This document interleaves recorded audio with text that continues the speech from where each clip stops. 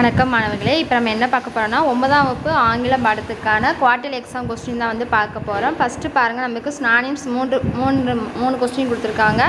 அப்புறம் பார்த்திங்கன்னா ஆண்டானிம்ஸ் வந்து நமக்கு எத்தனை கொடுத்துருக்காங்கன்னா அதே 3 கொடுத்துருக்காங்க.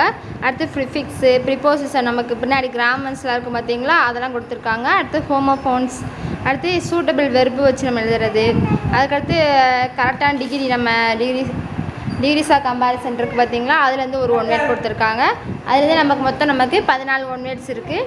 அடுத்து பார்ட் 2ல் பார்த்திங்கன்னா நமக்கு கொஸ்டின்ஸு எத்தனை கொஸ்டின்ஸ் கொடுத்துருக்காங்கன்னா நமக்கு 4 கொஸ்டின் கொடுத்து 3 கொஸ்டின் எழுத சொல்லியிருக்காங்க. அடுத்து போயத்தில் அதே மாதிரி கொஸ்டின்ஸ், அப்புறம் ஃபேராப் கொஸ்டின்ஸ்லாம் நமக்கு கொடுத்துருக்காங்க. அடுத்து பார்த்திங்கன்னா நமக்கு என்ன சொல்லியிருக்காங்கன்னா எனி 3 மட்டும் எழுத சொல்லியிருக்காங்க. ஸோ நீங்கள் அதில் ஏதாவது 3 மட்டும் எழுதினா போதும். அதுக்கடுத்து செக்ஷன் 4ல் பார்த்திங்கன்னா நமக்கு ரோட் மேப், அது ரொம்ப ஈஸி.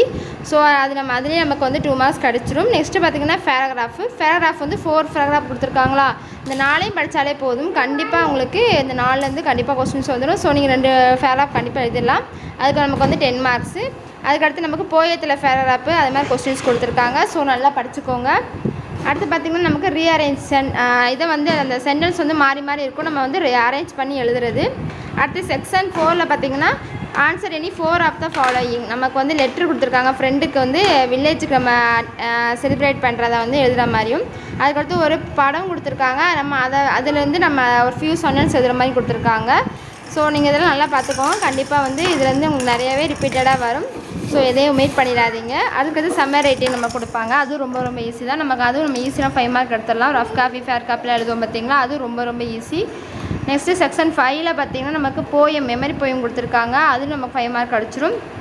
அடுத்து டெவலப்பிங் ஹிண்ட்ஸ் இருக்குது பார்த்திங்களா, அதுவும் ரொம்ப ஈஸி தான். நம்ம வாசுன்னு சொல்லி நம்ம ஒரு கொஞ்சம் எழுதினாலே நமக்கு வந்து எத்தனை மார்க் போட்டுருவாங்கன்னா ஒரு 4 மார்க்குக்கு நமக்கு எத்தனை மார்க் போடுவாங்க, ஒரு 3 மார்க்காவது போட்டுருவாங்க. அடுத்து ரீட் த ஃபாலோயிங் பேராகிராஃப், அதாவது கொஸ்டின்ஸ் பேராகிராஃப் கொடுத்துருவாங்க. நம்ம அது கொஸ்டின்ஸை வாசித்து அதுக்கு ஆன்சராக அந்த பேராகிராஃப்லேருந்து நம்ம எடுத்து எழுதுகிற மாதிரி இருக்கும். இது ரொம்ப ஈஸி தான். அது இல்லாட்டி ஒரு போயம் கொடுத்துருக்காங்க, அந்த போயத்துலேருந்து நம்ம வந்து ஆன்சர் எழுதுகிற மாதிரி இருக்கும். ஸோ நீங்கள் எது வேணால் சூஸ் பண்ணிக்கலாம்.